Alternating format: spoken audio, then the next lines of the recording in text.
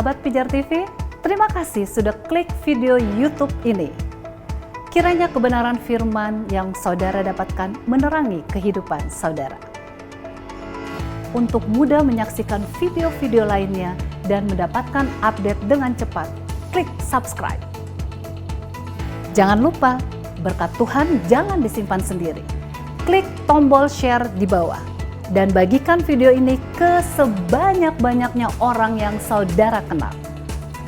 Salam terang bagi Indonesia.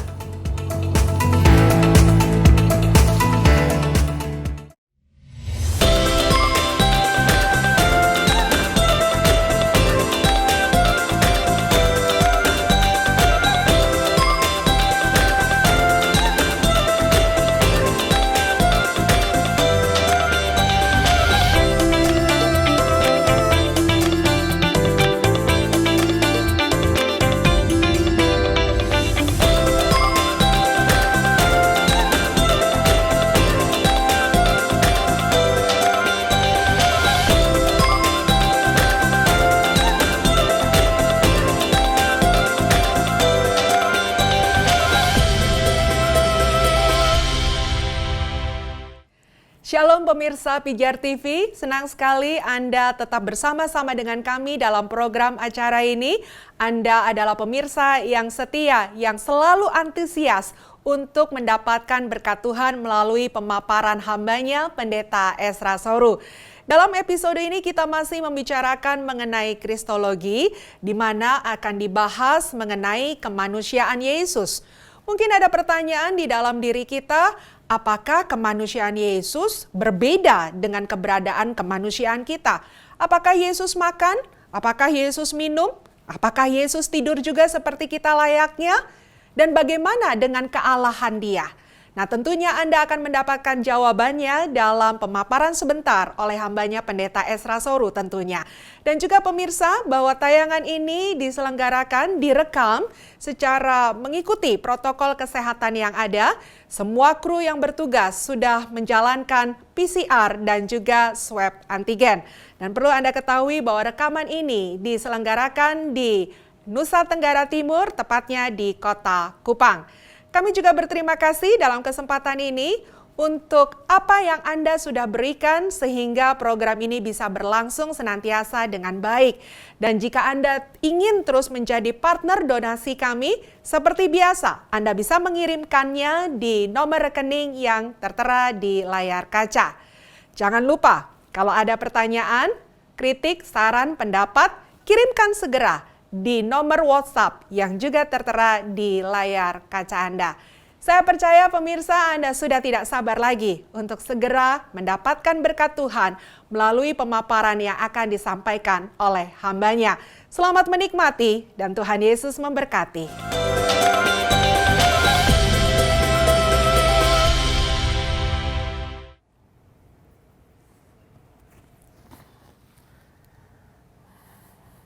Shalom, salam sejahtera untuk semua pemirsa Pijar TV di mana saja berada, terutama pencinta program Ku Tahu Yang Kupercaya. Kita berjumpa lagi dalam program ini bersama saya Pendeta Ezra Soru, dan selama beberapa episode ini kita sedang membahas soal doktrin Kristus atau Kristologi. Dan doktrin ini akan disampaikan sekitar 20-21 episode, dan saya mendorong setiap saudara untuk terus mengikuti setiap episode ini dan belajar lebih dalam memahami tentang Yesus Kristus Tuhan kita.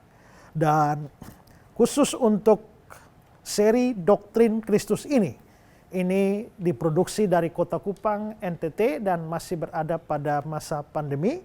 Dan karenanya semua kru yang ada juga telah mengikuti protokol kesehatan seperti yang dianjurkan oleh pemerintah, dan semuanya telah di swab, di PCR demi keamanan bersama.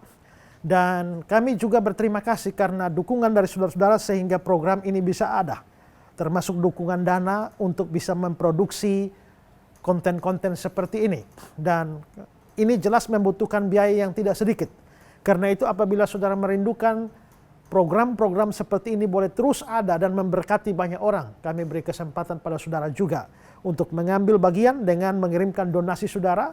Di layar kaca ada nomor rekening, Anda boleh mengirimkannya ke sana, dan persembahan Anda akan dipakai untuk menghasilkan produk-produk atau konten-konten yang pastinya akan memberkati banyak orang.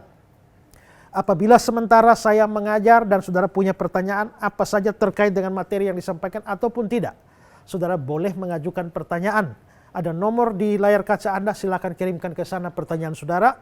Demikian juga setiap saudara yang membutuhkan dukungan doa atau ada problem-problem yang mana saudara merasa perlu untuk menyampaikannya dan didoakan bersama-sama, tim Pijar TV siap melayani Anda.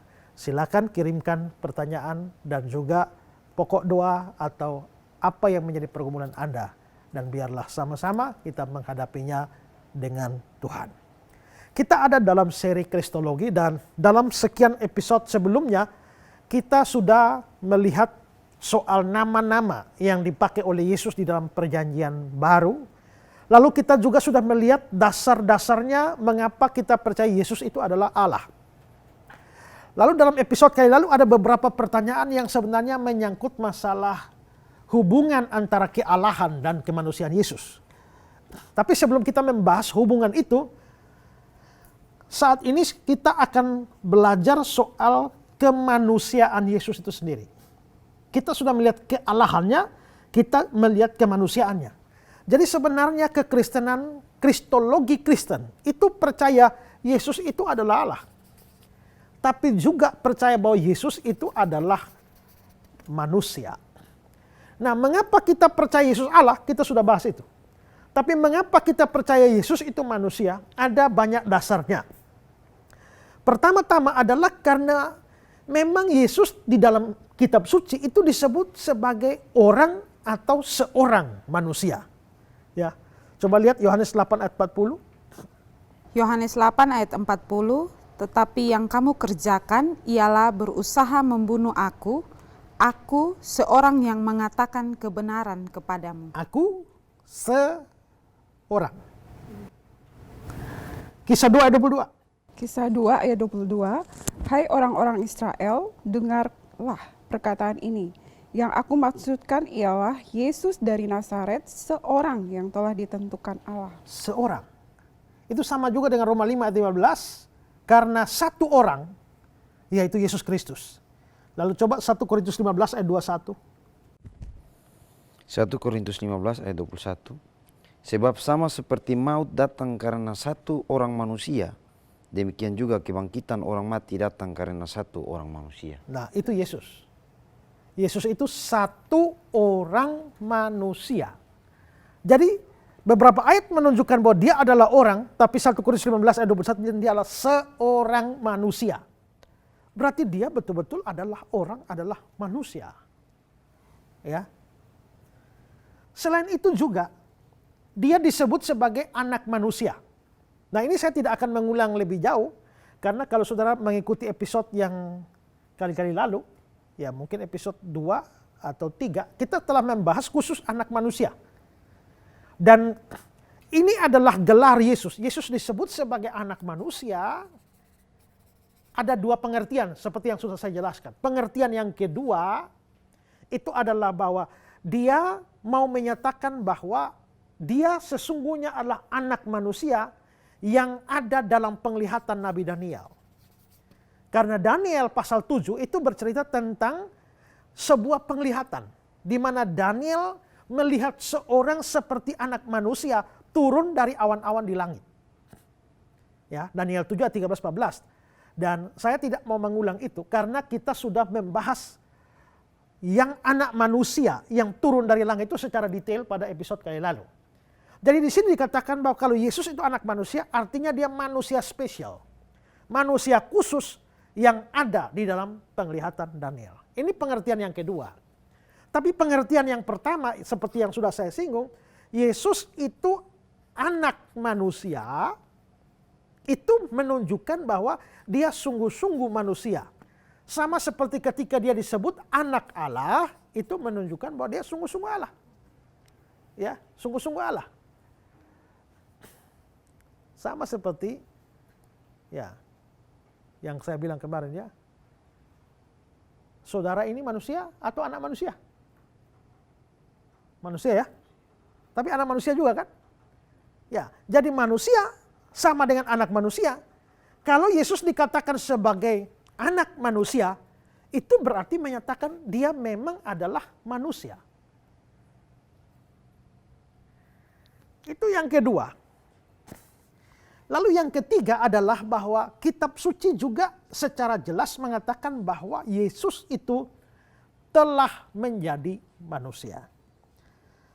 Perhatikan Yohanes 1 ayat 14. Ya, Yohanes 1 ayat 1 bilang pada mulanya firman, firman bersama-sama dengan Allah dan firman itu adalah Allah. Lalu ayat 14-nya, Firman itu telah menjadi manusia dan diam di antara kita. firman itu telah menjadi manusia. Firman ini kan sang anak. Dia telah menjadi manusia dan diam di antara kita. Lalu 1 Timotius 3 ayat 16. 1 Timotius 3 ayat 16, dan sesungguhnya agunglah rahasia ibadah kita. Dia yang telah menyatakan dirinya dalam rupa manusia dibenarkan dalam roh. Dia yang telah menyatakan dirinya dalam rupa manusia. Berarti benar, jelas dia manusia. Ibrani 2 ayat 14. Ibrani 2 ayat 14. Karena anak-anak itu adalah anak-anak dari darah dan daging, maka ia juga menjadi sama dengan mereka dan mendapat bagian dalam keadaan mereka. Coba ulang. Karena anak-anak itu adalah anak-anak dari darah dan daging. Sabar. Anak-anak itu adalah anak-anak dari darah dan daging. Maksudnya manusia ini dari darah dan daging. Kita punya darah dan daging. Terus? Maka ia juga menjadi sama dengan mereka. Ya, Yesus menjadi sama dengan mereka. Sama dengan manusia. Dan mendapat bagian dalam keadaan mereka. Mendapat bagian dalam keadaan mereka. Keadaan mereka itu apa? Darah dan daging. Berarti sama seperti kita yang punya darah dan daging, dia juga mendapat bagian dalam keadaan kita, yaitu darah dan daging. Ya. Lalu 1 Yohanes 4 ayat 2. 1 Yohanes 4 ayat 2, demikianlah kita mengenal roh Allah, setiap roh yang mengaku bahwa Yesus Kristus telah datang sebagai manusia berasal dari Allah. Yesus Kristus telah datang sebagai manusia. Nah, dari sekian ayat yang kita sudah lihat ini kan bilang Yesus menjadi manusia, datang dalam rupa manusia, mendapat bagian dalam keadaan manusia. Sebenarnya terjemahan manusia di sini ini bukan terjemahan harfiah. Terjemahan harfiahnya adalah daging. Firman itu telah menjadi manusia. Mestinya dari bahasa aslinya firman itu telah menjadi daging. Daging ini kan ya tubuh ini kan. Tapi itu bukan berarti bahwa karena firmannya jadi daging, ya hanya punya daging, punya tubuh, tidak punya jiwa atau roh, tidak. Ini adalah penyebutan sebagian tapi dimaksudkan seluruhnya. Kalau saudara belajar bahasa Indonesia kan ada namanya sinekdeki, itu sebut sebagian tapi maksudnya seluruhnya. Dalam pesta ulang tahun Atika, mama memotong atau menyediakan masakan 5 ekor ayam. 5 ekor ayam, jadi yang dimakan cuma ekornya. Begitu ya? Tidak kan? Yang dibilang 5 ekor ayam hanya disebut ekor. Tapi maksudnya adalah bahwa kakinya juga, hatinya juga, ya, paha, dada, semua. Maksudnya semua, tapi yang disebut hanya ekor. Pada waktu acara peminangannya, saudara Juve disediakan 10 kepala babi. Ya, tidak kan? Itu tidak biasa disebut begitu ya. Tapi kalau ayam, 5 ekor ayam, hanya sebut sebagian. Nah begitu juga, Yesus itu disebut menjadi daging. Menjadi daging hanya dagingnya atau tubuh yang disebutkan. Tapi bukan berarti bukan keseluruhan. Maksudnya seluruh manusia. Itulah sebabnya terjemahan-terjemahan ini langsung menerjemahkan firman itu menjadi manusia. Lalu seperti saya singgung sedikit tadi, Yesus itu juga mempunyai tubuh, jiwa, roh seperti manusia. Matius 26 ayat 26 dan 28. Matius 26 ayat 26 dan 28. Ketika mereka sedang makan, Yesus mengambil roti, mengucap berkat, memecah-mecahkannya, lalu memberikannya kepada murid-muridnya dan berkata, ambillah, makanlah, inilah tubuhku. Inilah tubuhku, berarti dia punya tubuh. Ayat 28. Ayat 28, sebab inilah darahku, darah perjanjian yang ditumpahkan bagi banyak orang untuk pengampunan dosa. Inilah darahku, berarti dia punya darah. Punya tubuh, punya darah. Persis dengan kita, punya tubuh, punya darah. Lalu Lukas 24, 39. Lukas 24 ayat 39. Lihatlah tanganku dan kakiku, aku sendirilah ini. Rabalah aku dan lihatlah. Karena hantu tidak ada daging dan tulangnya, seperti yang kamu lihat ada padaku. Lihatlah tanganku, berarti dia punya tangan. Dan kakiku, berarti dia punya kaki. Hantu tidak punya daging dan tulang seperti yang kamu lihat padaku, berarti Yesus punya daging, punya tulang. Persis seperti kita. Lalu tadi Ibrani 2 ayat 14 itu kan juga darah daging, berarti dia punya darah, dia punya daging. Lalu sekarang lihat Matius 26 ayat 38. Matius 26 ayat 38, lalu katanya kepada mereka, hatiku sangat sedih seperti mau mati rasanya. Hatiku sangat sedih. Di sini Alkitab Indonesia bilang hatiku, diterjemahkan hati. Padahal bahasa Yunaninya adalah psuke. Psuke ini kan dari kata psikologi, ilmu jiwa. Psuke, psiko itu jiwa. Jadi mestinya terjemahannya ialah bukan hatiku sangat sedih, tapi jiwaku sangat sedih. Kalau jiwaku berarti Yesus tuh punya jiwa. Ya. Yesus punya jiwa.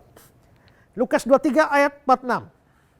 Lukas 23 ayat 46, lalu Yesus berseru dengan suara nyaring, ya Bapa, ke dalam tanganmu kuserahkan nyawaku. Kuserahkan nyawaku. Alkitab Indonesia terjemahkan nyawa. Tapi bahasa asli bahasa Yunani adalah pneuma. Dan pneuma itu roh. Jadi itu berarti ya Bapa, ke dalam tanganmu kuserahkan rohku. Maka Yesus punya roh. Jadi Yesus punya tubuh, dia punya jiwa, roh. Sama seperti Ibu Boni juga punya tubuh, jiwa, roh. Sama seperti Ibu Erni punya tubuh, jiwa, roh, seperti kita semua. Berarti Yesus tidak berbeda dengan kita. Betul-betul seperti kita. Dan karenanya dia pun mengalami perkembangan layaknya kita, manusia. Dari dia lahir, ya. Dalam episode yang kali lalu ada yang bertanya, waktu kita bahas soal Yesus itu tidak berubah. Lalu ditanyakan apanya yang tidak berubah. Soalnya kalau dilihat Yesus berubah. Mulai dari bayi, ya, lalu balita, lalu anak-anak, lalu remaja, lalu pemuda. Dari bayi, anak-anak, lama-lama makin remaja, pemuda, mulai tumbuh kumis dan lain sebagainya. Kan berarti ada berubah. Nah, saya jawab memang. Sebagai manusia, Yesus itu memang mengalami perubahan-perubahan. Tapi ketika Ibrani 13 ayat 8, Yesus Kristus tetap sama, tidak berubah, itu menyangkut kealahannya. Sebagai Allah dia tidak berubah. Tidak ada perubahan apapun baik dalam hakikatnya maupun sifat-sifatnya. Tapi sebagai manusia ada perubahan-perubahan dan perkembangan. Karena dia kan manusia, sama seperti kita juga. Lahir, lalu mengalami pertumbuhan. Yesus pun tidak dikecualikan dari itu. Ya, lihat Lukas 2 ayat 40. Lukas 2 ayat 40. Anak itu bertambah besar dan menjadi kuat, penuh hikmat dan kasih karunia Allah ada padanya. Anak itu, Yesus itu bertambah besar. Berarti sebelumnya dia kecil. Makin lama makin besar. Menjadi kuat. Berarti sebelumnya dia kurang kuat. Bahkan lemah sebagai seorang anak atau seorang bayi. Lalu ayat 52-nya. Lukas 2 ayat 52, dan Yesus makin bertambah besar dan bertambah hikmatnya dan besarnya, dan makin dikasihi oleh Allah dan manusia. Ya, sama dengan tadi ya, makin bertambah besar. Berarti Yesus ini persis kita ya. Mengalami perkembangan sebagai seorang manusia, tidak ada beda dengan kita. Jadi saya pikir juga dia dari merangkak, belajar berjalan, itu pasti dia mengalami semuanya. Dia betul-betul tidak berbeda. Dan nanti kita lihat bahwa dia mengalami semua yang dialami manusia. Kita semua lahir, dia juga lahir.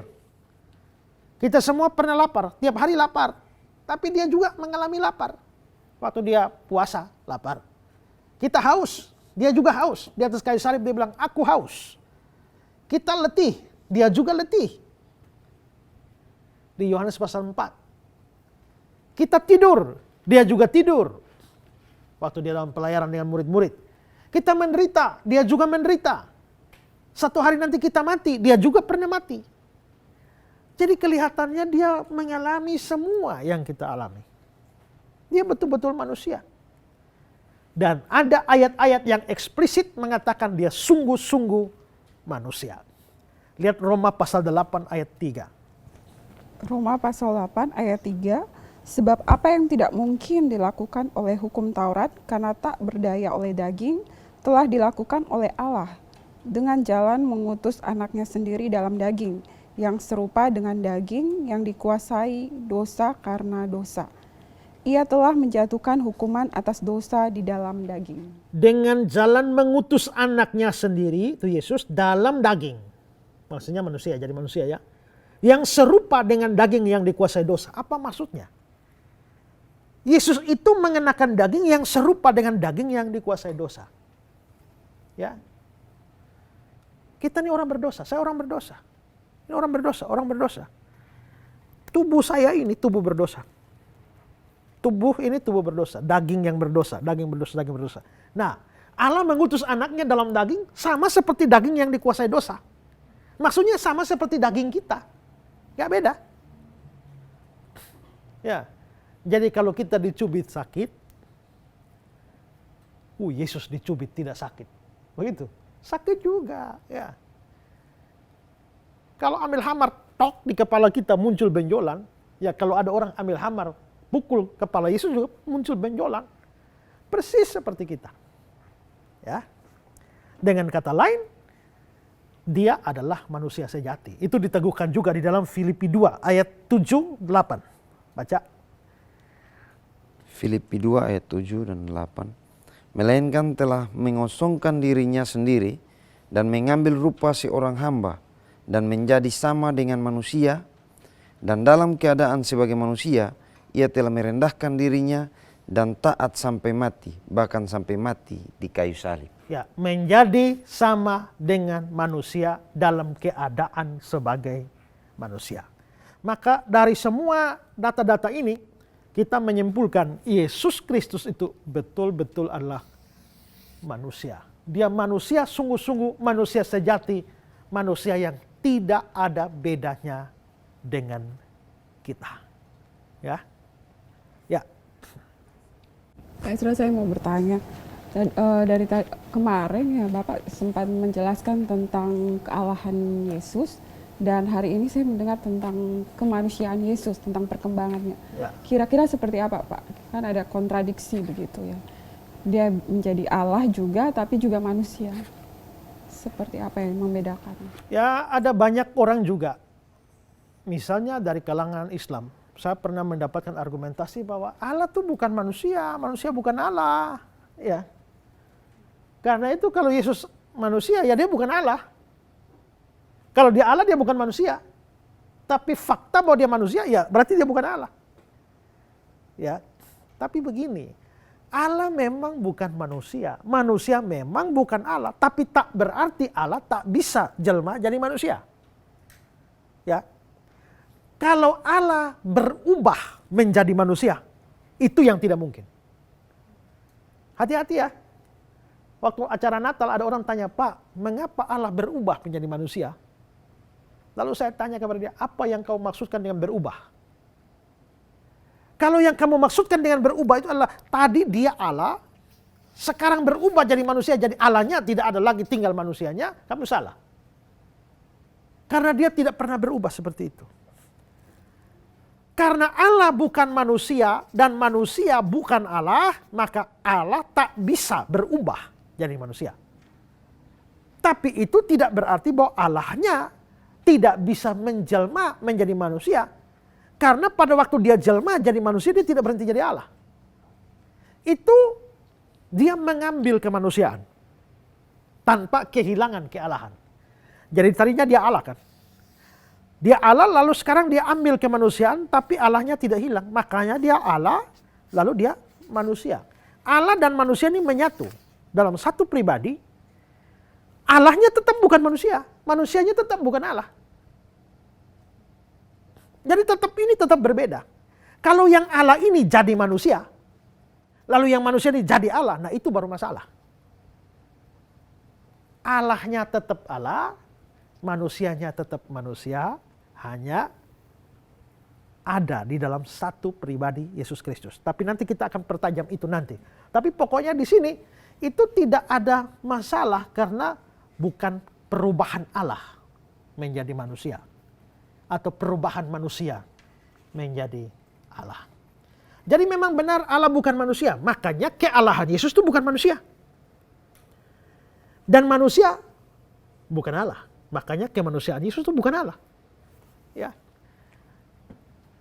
Ini menyatu di satu diri Yesus, tapi kealahannya tidak pernah menjadi manusia. Kemanusiaannya tidak pernah menjadi Allah. Nanti kita pertajam itu sebentar. Ada lagi pertanyaan? Pak Pendeta, Ya. saya mau bertanya.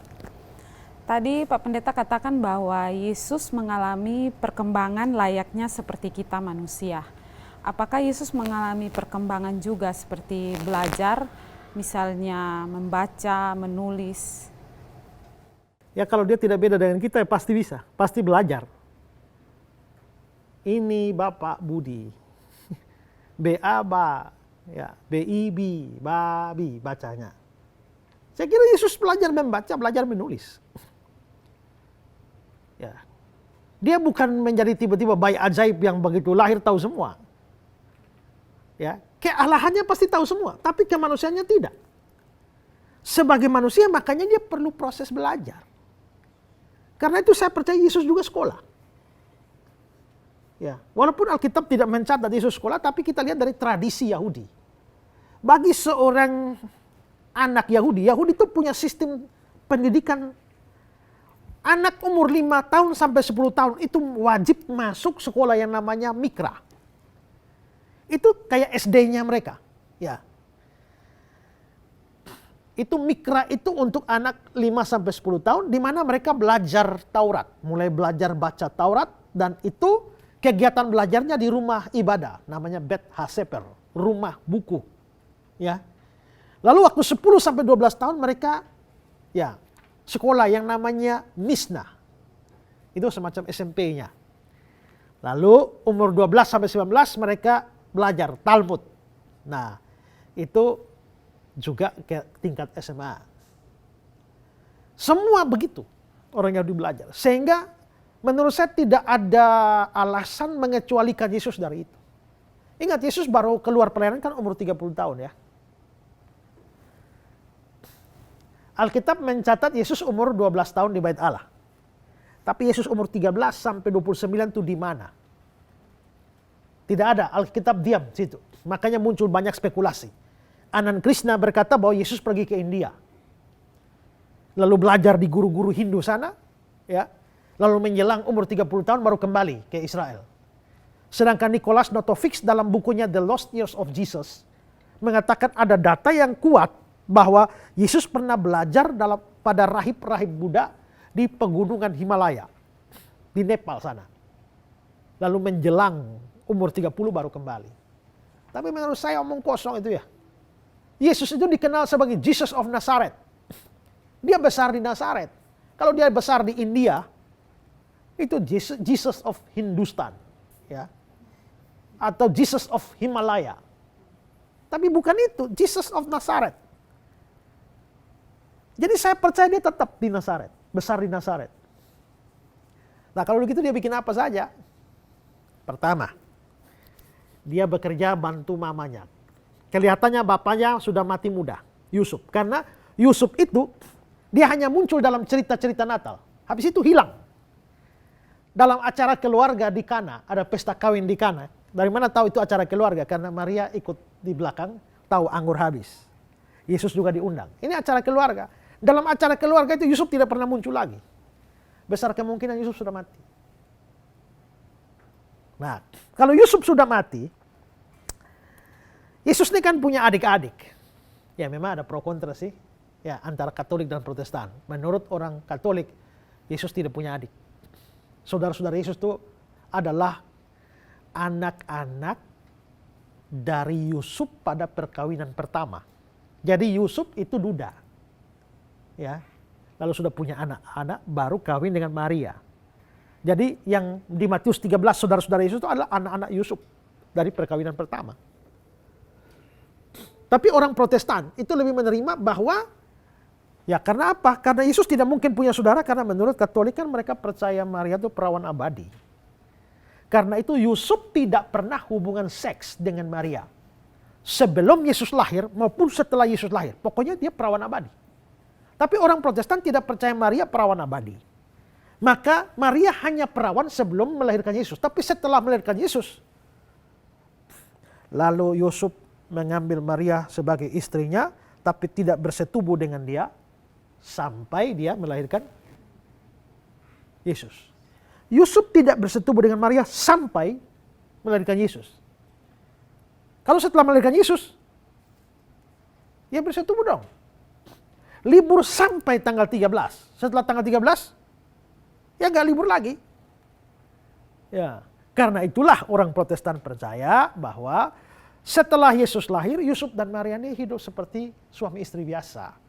Karena itu melahirkan adik-adiknya.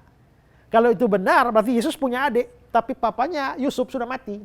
Nah terus yang cari nafkah siapa? Yesus sebagai anak tertua. Makanya di Matius 13 bilang, bukankah ia ini anak tukang kayu? Berarti yang tukang kayu bapaknya. Tapi di versi Markus dibilang, bukankah ia ini tukang kayu? Berarti Yesus tukang kayu. Dia kerja sebagai tukang kayu ganti papanya. Itu yang dia kerjakan. Yang kedua, dia bikin apa? Dia sekolah. Jadi Yesus itu sekolah sambil bekerja. Ini menjadi teladan bagi anak muda atau ya. Kalau keadaan ini sekolah sambil bekerja, bisa bantu orang tua. Nah, sampai umur 30 tahun baru keluar dan melayani. Kok kenapa sampai lama tunggu 30 tahun? Karena imam di perjanjian lama baru melayani umur 30 tahun. Ya, tapi selama waktu itu Yesus mengisi hidupnya dengan membantu orang tua dan belajar. Jadi saya percaya dia belajar. Membaca, menulis. Ya. Isra, kalau Yesus itu manusia, berarti kan dia cenderung kan manusia itu berdosa gitu ya. Ya. Lalu bagaimana? Yesus ini berdosa juga seperti kita atau seperti apa? Apakah menjadi manusia harus berdosa? Atau apakah seorang baru layak disebut manusia kalau berdosa?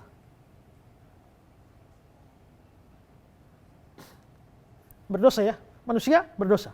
Manusia berdosa, manusia berdosa, manusia berdosa, manusia berdosa, manusia berdosa, manusia berdosa, manusia berdosa. Karena kita semua ini manusia berdosa, maka kita sering menganggap bahwa dosa itu adalah bagian tak terpisahkan dari manusia. Tapi sebelum Adam dan Hawa jatuh dalam dosa, mereka manusia atau bukan? Manusia kan? Berarti tanpa dosa pun seseorang telah menjadi manusia, manusia sempurna. Manusia sempurna tanpa dosa. Berarti dosa bukan hakikat dasar manusia. Maka orang bisa menjadi manusia tanpa dosa. Jadi Yesus itu manusia tidak harus berdosa. Untuk menjadi manusia dia tidak harus sama dengan kita dalam hal dosa.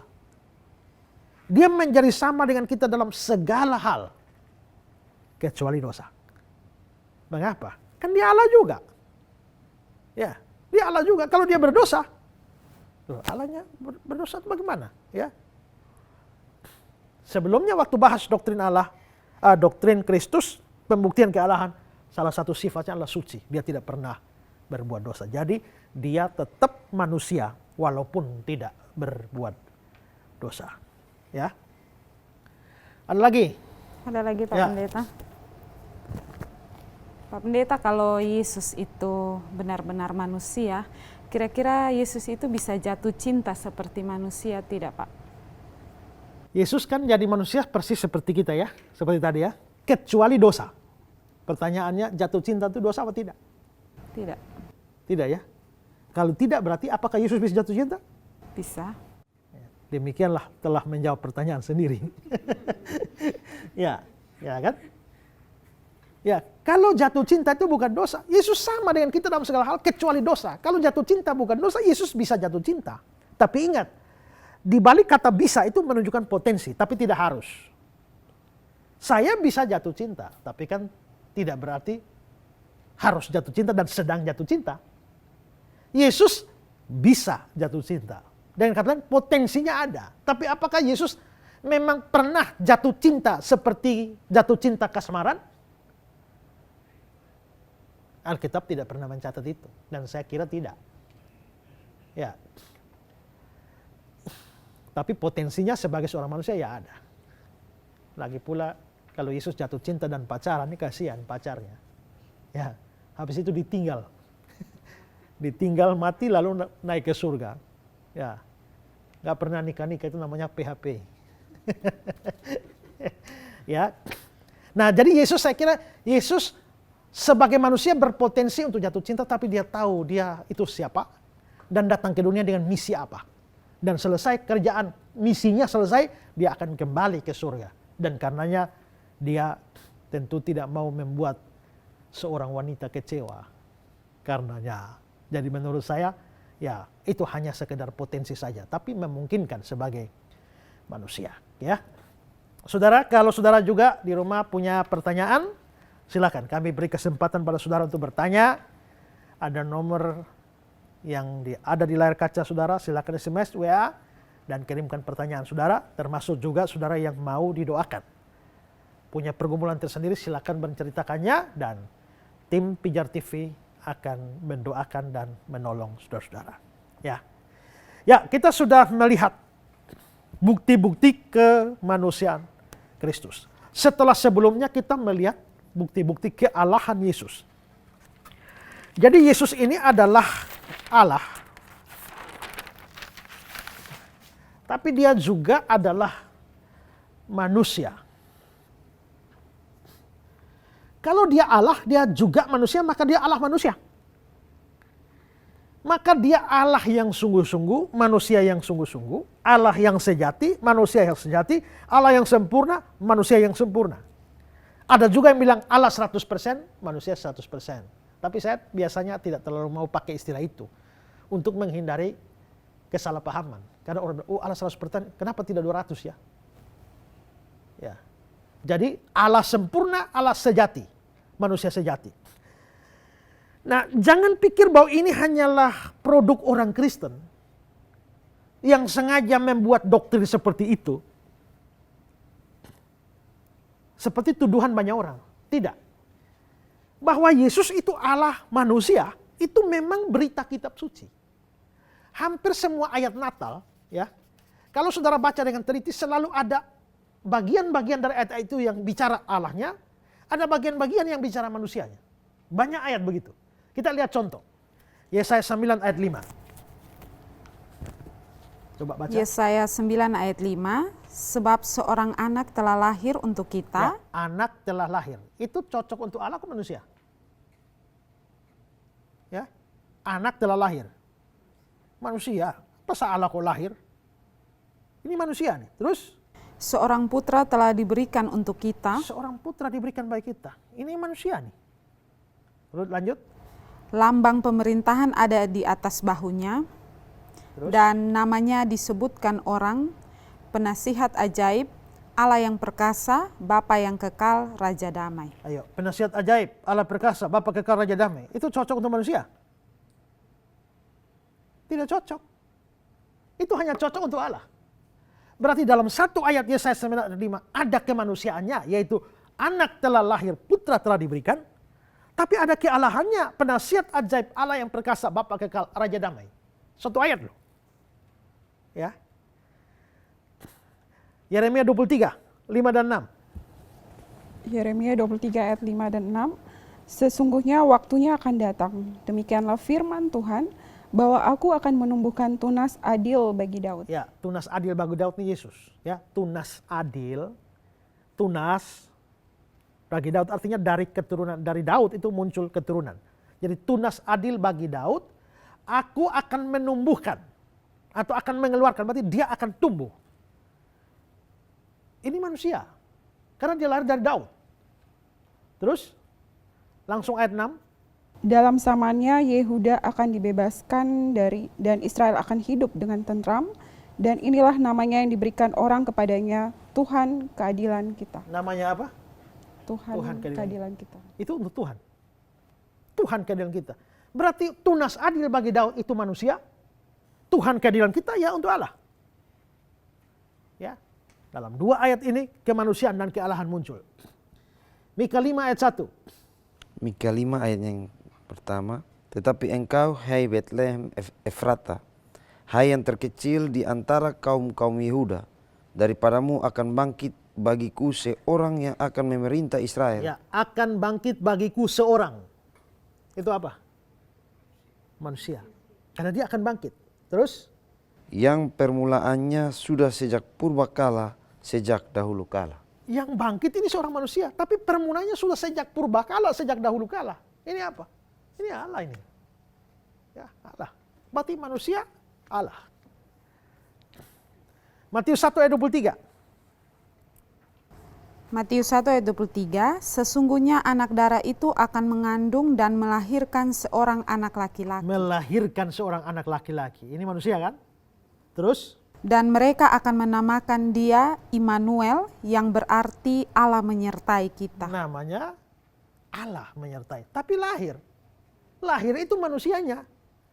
Tapi Immanuel itu Allahnya. Dalam satu ayat kemanusiaan dan kealahan bersatu. Ya. Lalu tadi kita sudah lihat Yohanes 1 ayat 1. Firman itu adalah Allah. Yohanes 1 ayat 14. Firman itu telah menjadi manusia. Allah manusia. Roma 9 ayat 5. Coba baca. Roma 9 ayat 5. Mereka adalah keturunan bapak-bapak leluhur yang menurunkan Mesias dalam keadaannya sebagai manusia. Mesias dalam keadaan sebagai manusia. Terus? Yang ada di atas segala sesuatu. Ia adalah Allah yang harus dipuji sampai selama-lamanya. Amin. Tadi Mesias dalam keadaan sebagai manusia. Sekarang beberapa kata kemudian, ia adalah Allah. Berarti Allah manusia. Nanti juga muncul juga di Filipi pasal 2. Yesus Kristus yang walaupun dalam rupa Allah, telah mengosongkan diri, mengambil rupa seorang hamba dan menjadi sama dengan manusia. Allah, rupa Allah, manusia. Ya. 1 Korintus 2 ayat 8. 1 Korintus 2 ayat yang ke-8, tidak ada dari penguasa dunia ini yang mengenalnya, sebab kalau sekiranya mereka mengenalnya, mereka tidak menyalibkan Tuhan yang mulia. Oke, lihat kata-kata menyalibkan Tuhan. Menyalibkan Tuhan. Menyalibkan ini cocok untuk apa? Untuk manusia. Kalau Tuhan ini Allah. Kan tidak mungkin kan orang menyalibkan Tuhan. Walaupun di sini dikatakan menyalibkan Tuhan, tapi secara logis tak mungkin Tuhan disalibkan. Yang disalibkan itu adalah manusia. Tapi ada istilah Tuhan menuju pada Allah. Jadi kata-kata menyalibkan Tuhan itu sebenarnya sudah mengandung kemanusiaan sekaligus kealahan.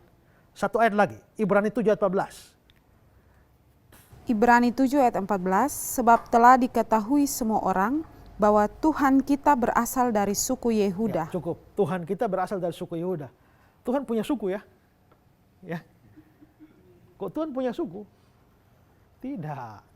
Kalau ngomong suku itu pasti manusia. Karena Yesus itu lahir dari suku Yehuda, keturunan Yehuda.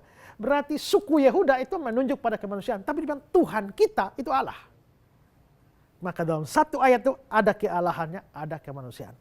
Jadi saudara lihat, saya menunjukkan banyak ayat, itu menunjukkan bahwa konsep Allah manusia untuk Yesus Kristus, ya, Allah sejati manusia sejati, Allah sempurna manusia sempurna, itu bukan konsep karangan orang Kristen di luar Alkitab. Itu memang berita Alkitab. Kita hanya merumuskannya dalam bahasa Allah sejati, manusia sejati. Tapi sesungguhnya konsepnya itu adalah konsep Alkitab. Ya.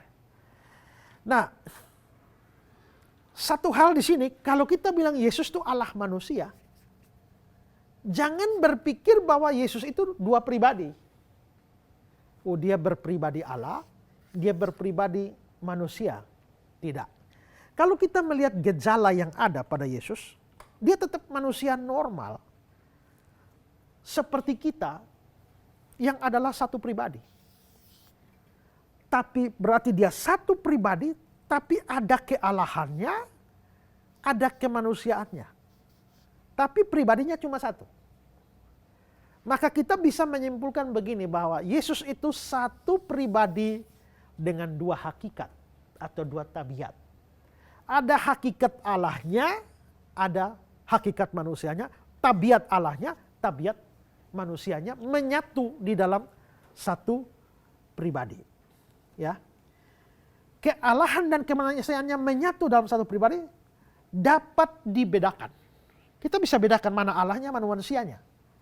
Tapi tidak bisa dipisahkan dan tidak juga dicampur. Saya ulang. Kealahan dan kemanusiaan Yesus ini bisa dibedakan, tapi tak bisa dipisahkan dan tak bisa dicampur. Tidak bisa mix. Seperti kopi dan susu di mix, tidak bisa. Ya. Saya bacakan kata-kata dalam pengakuan iman Chalcedon. Kami semua dengan suara bulat mengajar manusia untuk mengakui anak yang satu dan sama, Tuhan kita Yesus Kristus. Pada saat yang sama sempurna dalam keilahian dan sempurna dalam kemanusiaan. Sungguh-sungguh Allah dan sungguh-sungguh manusia. Kristus anak Tuhan yang satu dan yang sama, satu-satunya yang diperanakan. Dikenali dalam dua hakikat, tanpa kekacauan atau pencampuran, tanpa perubahan, tanpa perpecahan, tanpa perpisahan. Sifat-sifat setiap hakikat dipertahankan dan bersatu membentuk satu pribadi. Itu pengakuan iman. Kita kan hanya tahu pengakuan iman rasuli, kebanyakan kan begitu ya. Tapi kan pengakuan iman kan ada banyak. Pengakuan iman Athanasius, pengakuan iman Nisea Konstantinopel, pengakuan iman Chalcedon. Itu yang tadi saya bacakan itu ya. Nah, perhatikan ini. Dalam pengakuan iman Chalcedon ini dia bilang tanpa kekacauan atau tanpa pencampuran atau tanpa perubahan. Maksudnya antara kealahan dan kemanusiaan Yesus ini tidak bercampur, tidak berubah. Jadi tetap bisa beda, bisa dibedakan. Kemanusiaannya dan kealahannya beda. Beda sifat-sifatnya sendiri. Jadi kealahannya punya sifat sendiri. Kemanusiaannya juga punya sifat sendiri. Ya. Tapi hakikat manusianya tidak menjadi hakikat Allah. Sebaliknya hakikat Allahnya juga dia tidak menjadi hakikat manusia. Jadi yang Allah ini tidak berubah jadi manusia. Yang manusia juga tidak berubah jadi Allah. Tetap Allahnya tetap Allah, manusianya manusia, tidak saling menjadi. Tidak saling menjadi. Dan selanjutnya, hakikat manusianya dan hakikat ilahinya tidak bercampur lalu membentuk hakikat baru. Jus nanas campur jus apokat. Nanas dan apokat lalu di mix, lalu jadi satu jus tertentu yang namanya jus campuran nanas dan apokat. Tidak begitu. Jadi bukan berarti Allah dan manusia dicampur lalu jadi satu hakikat. Tidak. Allahnya tetap Allah, manusianya tetap manusia, bisa dibedakan. Allahnya tidak jadi manusia, manusianya tidak jadi Allah. Tapi nggak bisa dipisahkan. Ya. Yang kedua, tanpa perpecahan atau tanpa perpisahan. Ya, tadi sudah saya jelaskan. Nah, kalau kealahan dan kemanusiaan Yesus tidak bercampur atau tidak berbaur, maka hakikat manusia dan hakikat ilahinya itu masing-masing mempertahankan sifatnya. Ya, mempertahankan sifatnya sendiri-sendiri. Sifat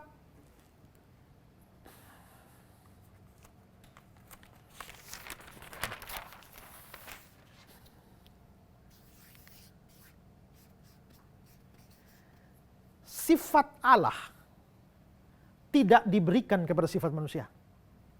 Sehingga Allah, manusianya jadi Allah. Tapi sifat manusianya juga tidak diberikan kepada Allah. Sehingga Allahnya jadi manusia. Tidak. Tetap masing-masing kealahan dan kemanusiaan. Jadi tapi dia ada dalam satu pribadi ya. Jadi lihat gambar ini.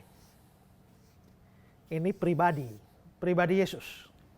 Ini hakikat manusianya, ini hakikat ilahinya.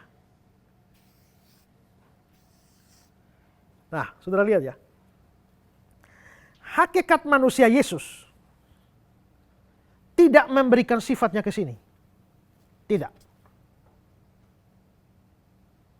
Hakikat ilahinya Yesus tidak diberikan ke sini. Tidak. Tapi hakikat manusia Yesus disuplai kepada pribadinya. Dan hakikat ilahi disuplai kepada pribadinya. Sehingga namanya satu pribadi itu punya satu kesadaran.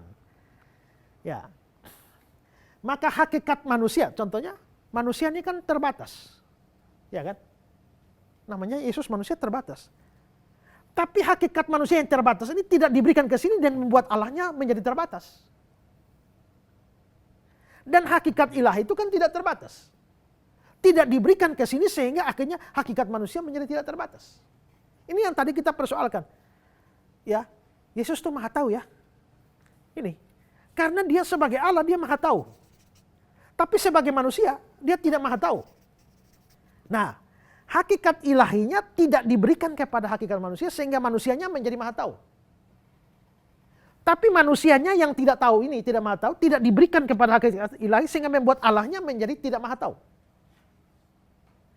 Tetapi sifat tidak maha tahu ini diberikan kepada pribadi Yesus. Maka Yesus bisa tidak tahu. Tapi karena hakikat ilahinya maha tahu, diberikan kepada pribadi Yesus, maka Yesusnya juga bisa maha tahu. Maka kadang-kadang Yesus itu dikatakan dia maha tahu, tapi kadang-kadang dia tidak tahu. Disinilah persoalannya. Waktu dia melihat manusia, dia tahu isi hatinya. Apa yang ada di pikiran dia tahu. Apa yang ada di hati dia tahu. Apa motivasi orang dia tahu. Kenapa? Itu karena supply dari hakikat ilahi. Tapi waktu dia bilang tentang hari kiamat, hari dan saat itu, tidak seorang pun tahu. Malaikat juga tidak. Anak pun tidak tahu. Kenapa? Karena ini. Hakikat manusianya tidak tahu. Ya.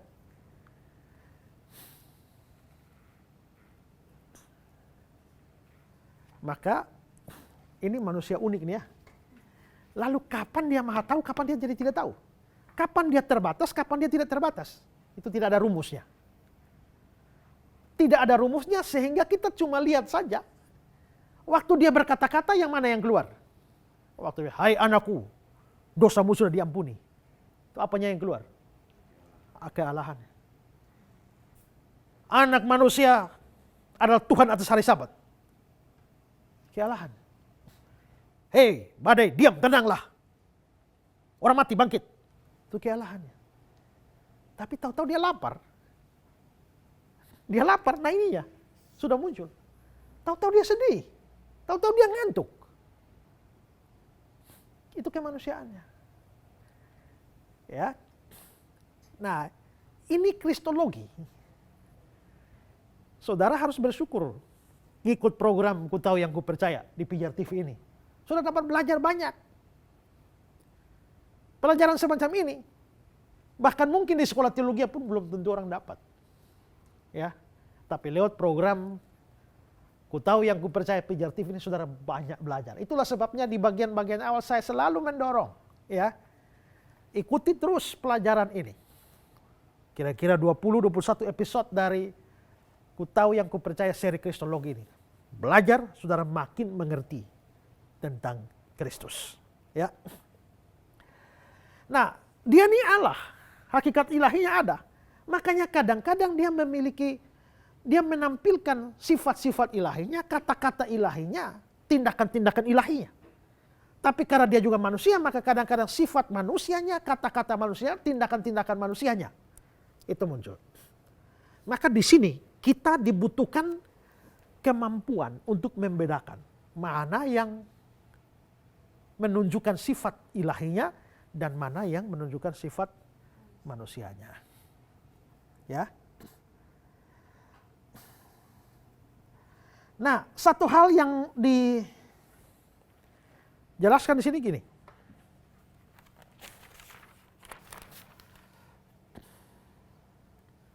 Dia Allah, dia manusia. Karena dia Allah, maka ada sifat-sifat, ada kata-kata, ada tindakan-tindakan Allah. Karena dia manusia, ada sifat-sifat, kata-kata, tindakan manusia. Yang ini untuk membuktikan ini. Bukan untuk membuktikan bukan ini. Yang ini untuk membuktikan ini. Bukan untuk membuktikan bukan ini. Saudara mengerti? Jadi maksud saya begini.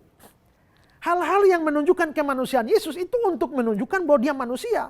Jangan dipakai untuk membuktikan dia bukan Allah. Tapi hal-hal yang berkaitan dengan kealahannya itu sebagai bukti kealahannya. Bukan bukti bahwa dia bukan manusia.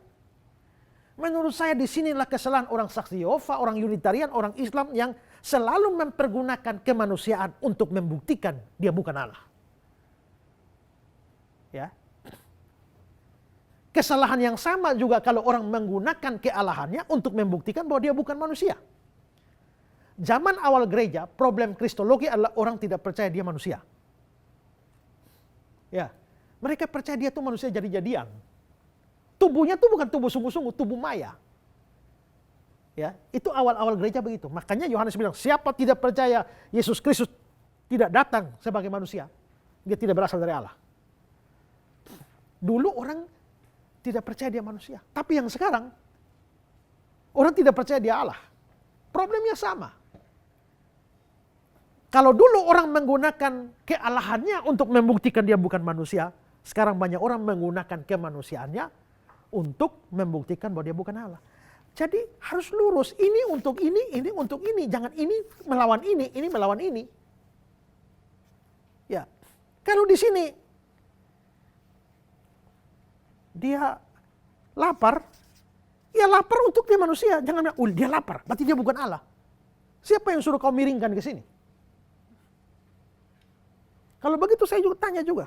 Ya, dia kekal. Dia ampuni dosa.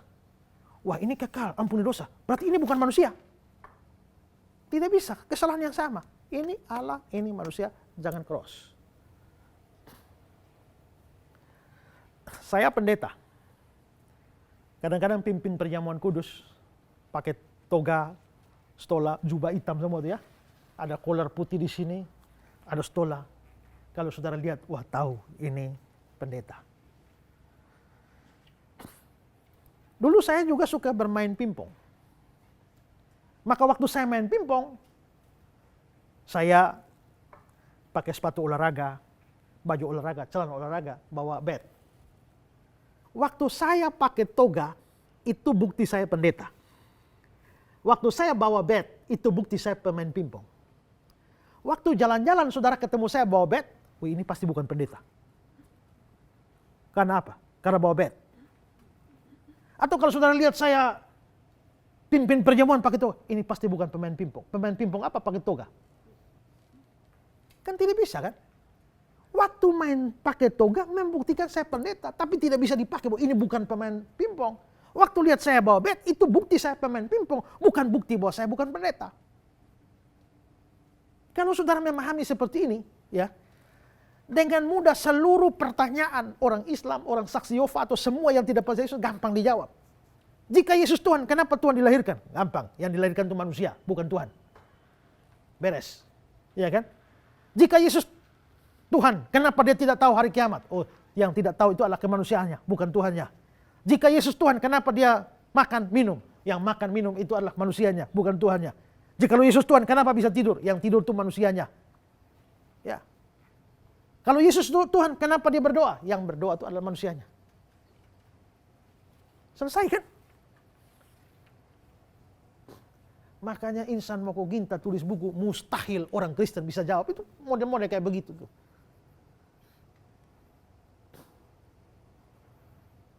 Ya, nah ini prinsip dipegang teguh.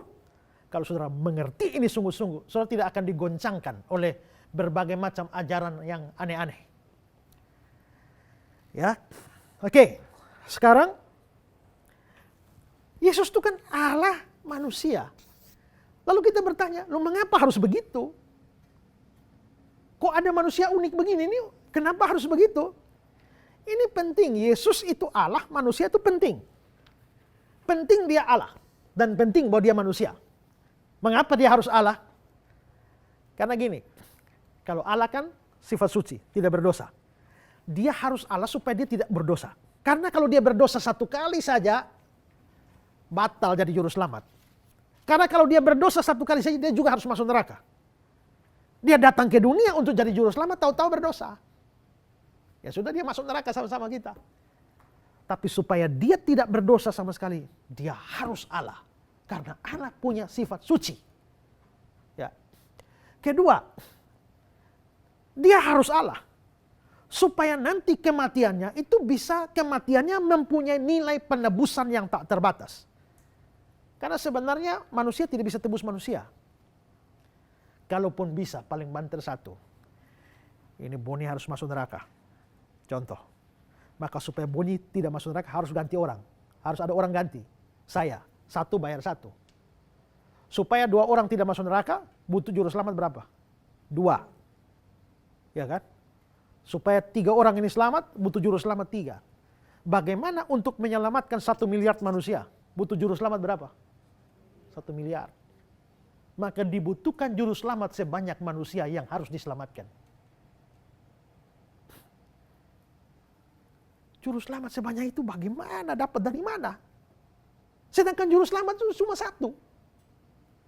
Kalau begitu, ya, supaya juru selamatnya 1 tapi cukup untuk semua, juru selamat ini harus tidak terbatas. Dan yang tidak terbatas cuma Allah. Makanya juru selamat itu harus Allah.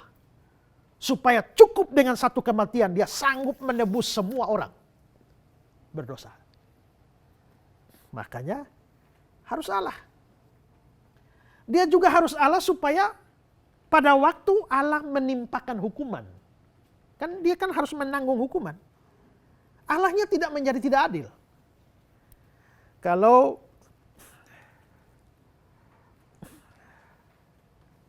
Ernie berbuat salah, ya, Ernie bersalah, Kak Tina dihukum. Adil tidak? Tidak adil. Saya menetapkan siapa yang absen dicambuk 100 kali. Ernie absen. Maka saya mencambuk Kak Tina 100 kali. Adil tidak? Kok ini adil ya? Tapi dicambuk 100 kali. Tapi saya ini sayang Ernie. Maka sudahlah. Saya tidak jadi menghukum Ernie 100 kali. Hukumannya Ernie saya tanggung sendiri.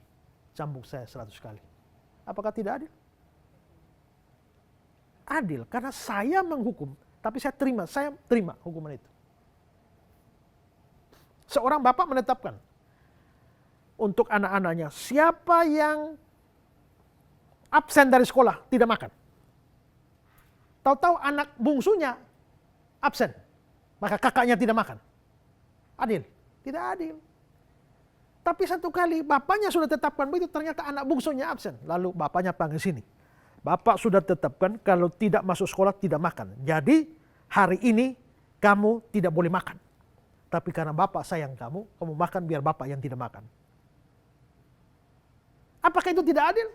Itu bukan tidak adil tapi kasih. Karena yang memberi hukuman, yang menerima hukuman. Begitu juga Allah. Terus manusia harus dihukum itu siapa yang menentukan? Allah yang menentukan. Lalu sekarang yang menanggung hukuman siapa? Allah juga. Kalau begitu itu bukan ketidakadilan, itu kasih. Itu kasih. Karena itulah Yesus Kristus harus Allah supaya waktu hukuman dosa ditimpakan kepadanya, ini sama dengan Allah menimpakan hukuman yang ditetapkan untuk dirinya sendiri. Maka disitulah kasih terjadi dan bukan ketidakadilan. Itulah sebabnya mengapa dia Allah. Tapi pertanyaannya kenapa dia harus manusia? Ya karena yang bikin dosa manusia. Maka manusialah yang harus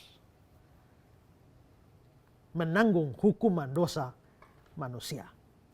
Kenapa dia harus jadi manusia? Supaya dia jadi pengantara. Pengantara itu adalah penghubung.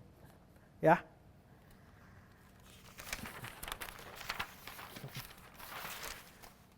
Di sini ada manusia. Di sini ada Allah. Yesusnya ini kan tugasnya menghubungkan antara Allah dan manusia. Ya, untuk menghubungkan Allah dan manusia. Nah, supaya bisa menghubungkan Allah dan manusia, dia itu Allah. Tapi dia juga manusia. Supaya apa? Supaya Allah dan manusia ketemunya di dalam dia. Ketemunya dalam dia. Itulah sebabnya dia itu adalah harus manusia. Kenapa dia harus manusia juga? Supaya dia bisa merasakan kelemahan-kelemahan kita. Memang kalau dia kan Allah. Jadi tanpa menjadi manusia pun dia bisa rasa. Tapi dalam tataran empiris pengalaman, kalau Yesusnya di surga, terus kita di bumi, Ibu Boni dihianati, sakit hati, lalu Tuhan Yesus mengerti. Tuhan Yesus mengerti apa? Dia tinggal di surga tidak tahu apa-apa di bumi. Dia tidak pernah dihianati, makanya tidak tahu, omong enak. Kan bisa begitu kan? Tapi ternyata Yesus pernah datang dalam dunia jadi manusia dan pernah dihianati Yudas. Maka hari ini kalau Ibu Boni dihianati lalu, sabar, Tuhan Yesus mengerti. Mau protes, dia sendiri pernah dihianati. Ya. Menderita sengsara luar biasa, sabar, Tuhan Yesus mengerti. Tuhan Yesus mengerti apa? Di surga pernah menderita? Tidak. Tapi sekarang tidak bisa ngomong gitu, karena dia pernah datang ke dunia, dia menderita. Iya kan?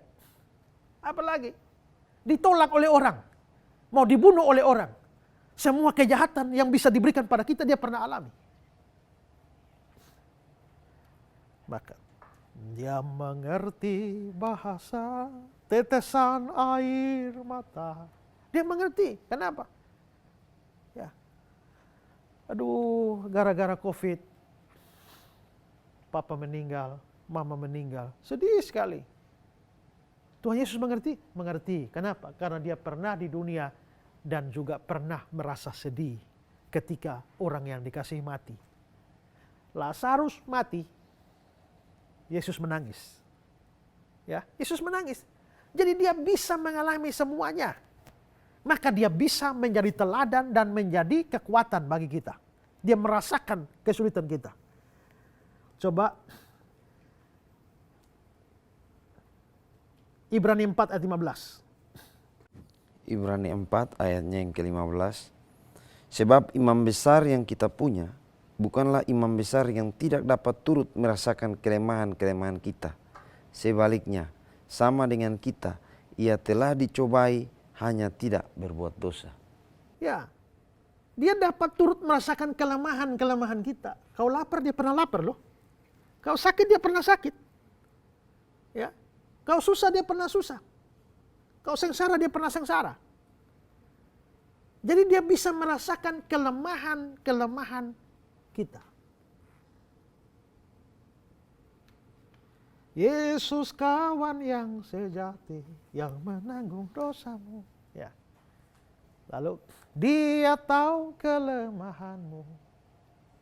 Naikkan doa padanya, dia tahu kelemahanmu. Dia tahu pergumulan melawan dosa. Dia tahu semua itu, ya. Karena itu dia jadi manusia, itu untuk bisa merasakan. Dia jadi manusia untuk menjadi teladan bagi kita. Ya, jadi teladan bagi kita. Matius 11, 29, coba baca. Matius 11 ayat 29, pikulah kuk yang kupasang dan belajarlah padaku. Karena aku lemah lembut dan rendah hati dan jiwamu akan mendapat ketenangan. Ya, belajarlah daripadaku. Kalau dia di surga, bagaimana belajar dari dia? Kalau dia tidak pernah datang di bumi sebagai manusia. Kita nggak bisa belajar dari dia. Yohanes 13, ayat 14-15. Jadi jikalau aku membasuh kakimu, aku yang adalah Tuhan dan gurumu, maka kamu pun wajib saling membasuh kakimu. Sebab Aku telah memberikan suatu teladan kepada kamu, supaya kamu juga berbuat sama seperti yang telah aku perbuat kepadamu. Yesus pernah basuh kaki murid-murid ya. Lalu dia jadikan itu teladan, dia bilang kamu harus saling basuh seperti aku. Kalau dia tidak pernah datang sebagai manusia di dunia, bagaimana kasih teladan kita tentang pelayanan dan kerendahan hati? Gak bisa. 1 Petrus 2 ayat 21. 1 Petrus 2 ayat 21. Sebab untuk itulah kamu dipanggil, karena Kristus pun telah menderita untuk kamu dan telah meninggalkan teladan bagimu, supaya kamu mengikuti jejaknya. Kristus telah meninggalkan teladan bagimu supaya kamu mengikuti jejaknya. Kalau dia tidak pernah datang sebagai manusia, bagaimana kita mau mengikuti jejak dia? Ya kan? Itulah sebabnya dia itu perlu jadi manusia. Nanti di dalam surat Filipi pasal 2 itu ya, dia bilang, hendaklah kamu dalam hidupmu ini menaruh pikiran dan perasaan yang terdapat juga dalam Kristus Yesus, yang walaupun dalam rupa Allah tidak menganggap kesetaraan dengan Allah sebagai milik yang harus dipertahankan, dan seterusnya. Hendaklah kamu dalam hidup ini menaruh pikiran dan perasaan yang terdapat dalam Kristus Yesus. Maksudnya apa? Pikiran dan perasaan dalam Yesus itu harus masuk di dalam pikiran dan perasaan. Pikiran dan perasaan dalam diri Yesus itu harus masuk dalam pikiranmu. Memangnya pikiran dan perasaan Yesus gimana? Yesus itu kan Allah, dalam rupa Allah. Tapi dia tidak menganggap kesetaraan itu, melainkan dia merendahkan diri. Bahkan dia taat sampai mati. Berarti di sini pikiran dan perasaan Yesus itu bagaimana? Ini pikiran yang merendahkan diri. Ya, karena itulah dalam hidupmu bersama, kamu harus punya pikiran seperti Yesus. Jangan mau meninggikan diri.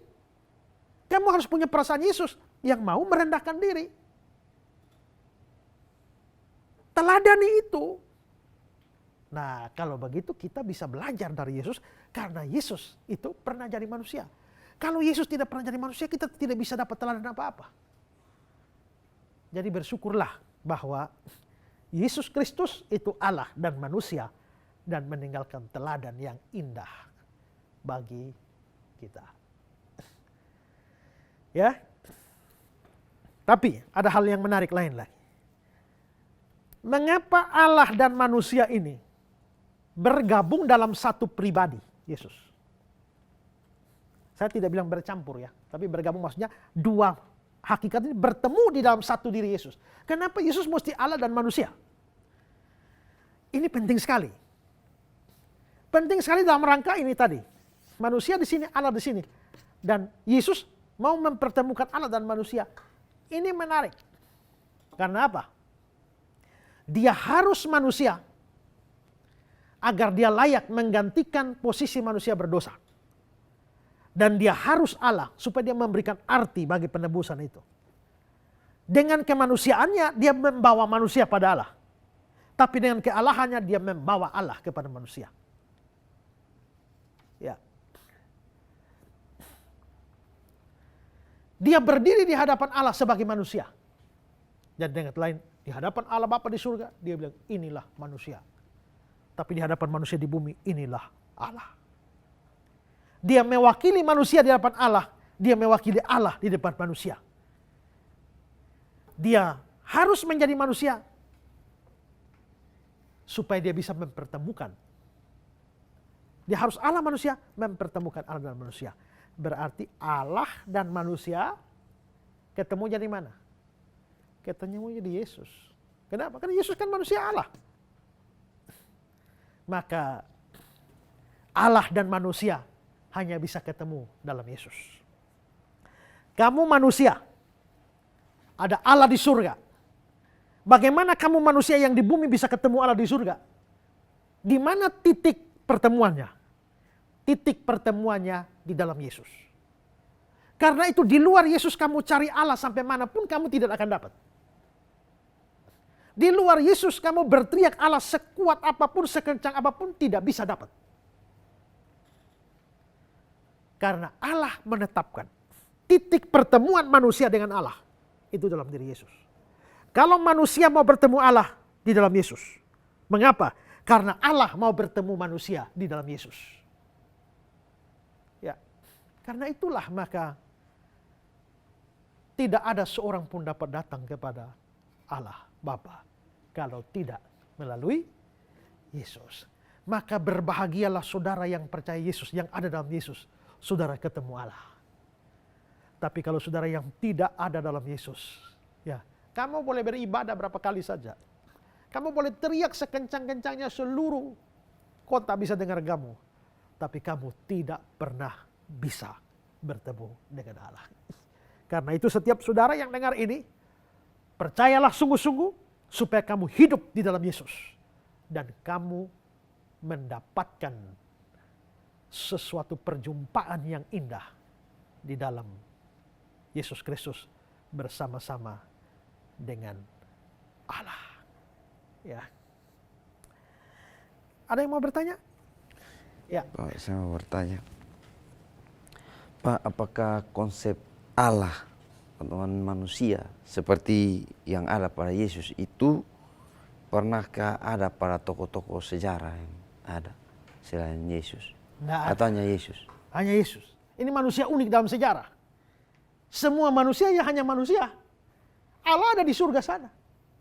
Karena itu sebelum Yesus tidak pernah ada manusia model begini. Dan setelah dia tidak pernah ada manusia model begini. Jadi ini manusia istimewa dalam sejarah. Ya, manusia istimewa dalam sejarah. Semua yang lain hanya manusia. Ada Allah di surga sana. Tapi ada satu pribadi Allah yang turun jadi manusia. Dan punya konsep diri unik seperti ini. Nah, tadi saya sudah jelaskan ya, Allah manusia pentingnya untuk apa? Untuk menjembatani titik pertemuan. Nah, kalau hanya Yesus satu-satunya orang seperti ini, artinya apa? Dialah satu-satunya tempat pertemuan. Jadi tidak ada orang lain yang bisa seperti itu. Nabi manapun yang kamu ikuti tidak akan pernah bisa membuat kamu bertemu dengan Allah. Guru agama manapun yang kamu ikuti tidak pernah bisa membuat kamu bertemu dengan Allah. Filsuf manapun yang kamu ikuti tidak pernah bisa membuat kamu bertemu dengan Allah. Kenapa? Karena mereka hanya manusia, bukan manusia Allah. Hanya satu-satunya orang dalam sejarah, Yesus Kristus. Karena itu saudara, harus bangga punya Yesus. Jangan hanya gara-gara kekayaan kau jual Yesus. Jangan karena hanya kedudukan kau lepas Yesus. Jangan gara-gara Abdullah atau Aminah kau tinggalkan Yesus. Kamu rugi besar karena satu-satunya manusia dalam sejarah yang menjadi titik pertemuan Allah dan manusia. Karena itu, mungkin kalau kamu dalam tanda petik kebetulan, saya percaya tidak ada yang kebetulan, betul-betul kebetulan, tidak ada. Saya percaya semua dalam rencana Allah. Kalau ada di antara saudara yang mendengar kata-kata saya, saudara mualaf. Saudara mungkin pernah percaya Yesus dan saudara tinggalkan dia. Sekarang saudara hanya menjadi mantan pengikut Yesus. Saya beritahu kamu, kamu sedang melepaskan seorang paling penting dalam sejarah. Kamu sedang membuang emas di tanganmu ganti seng. Karena itu, selagi kamu bernapas, kembali. Ambil keputusan hari ini kembali. Kalau tidak, kamu boleh cari Allah keliling dunia, tidak pernah ketemu. Hanya dalam satu tokoh sejarah. Dia tidak pernah menulis satu buku pun. Ribuan buku ditulis tentang dia. Dia tidak pernah menciptakan satu lagu pun, tapi jutaan lagu ditulis tentang dia. Dia bukan seorang panglima perang, tapi setiap hari di kolong langit ini selalu ada orang berlutut dan menyerahkan diri menjadi prajuritnya. Dia siapa? Yesus Kristus, orang Nazaret, pemuda Nazaret, tukang kayu itu. Siapakah dia? Pikir ini. Kalau kamu belum terima Yesus, jangan tidur malam ini. Karena kalau kamu mati hari ini, kamu masuk neraka. Jadi pastikan kamu terima Yesus dulu, baru tidur. Tuhan memberkati saudara. Ya. Dan karena itu juga saya mengajak saudara terus mengikuti pelajaran ini. Supaya pelajaran ini memberkati kita, meyakinkan kita. Ada 21 episode dari doktrin ini yang sangat berharga. Mari sungguh-sungguh ikut itu. Ya. Program ini cipta juga, ada juga. Itu karena ada banyak orang yang memberikan donasinya sehingga pesan Injil ini boleh sampai pada banyak orang. Dan kami tetap buka kesempatan kepada saudara yang mau mengambil bagian dalam pelayanan pemberitaan Injil yang dahsyat ini. Silakan, ada nomor rekening di layar Anda, boleh Anda sampaikan ke sana. Program ini akan terus diproduksi untuk memberkati saudara. Khusus program Ku Tahu Yang Ku Percaya seri Kristologi ini diproduksi dari Kota Kupang, NTT dalam masa pandemi. Dan semua kru yang ada itu tetap menjaga atau mengikuti protokol kesehatan. Dan semua telah di swab PCR demi keamanan bersama. Setiap saudara yang punya pertanyaan, sekali lagi silakan kirimkan pertanyaan saudara. Kami akan menjawab. Yang butuh dukungan doa, yang ada pada problem yang besar, yang butuh solusi, silakan kontak nomor-nomor yang ada. Tim Respon Pijar TV akan siap untuk membantu Anda. Sampai jumpa dalam episode-episode Kristologi yang akan datang. Tuhan memberkati. Salam terang untuk Indonesia.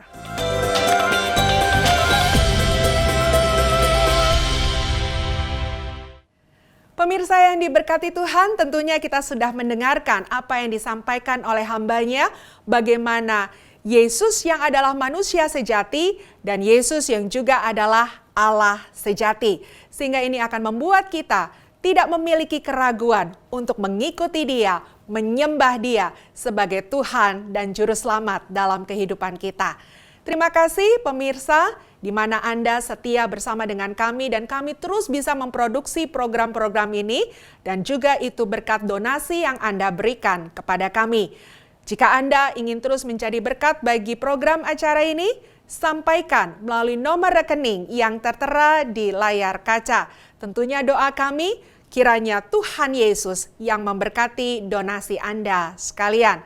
Dan juga jika Anda memiliki pertanyaan, saran, pendapat, bahkan kritik seputar program acara ini, silakan Anda menyampaikannya ke nomor WhatsApp yang juga tertera di layar kaca Anda.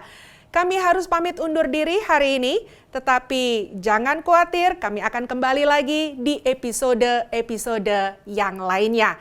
Terima kasih atas perhatiannya. Tuhan Yesus memberkati. Salam terang bagi Indonesia.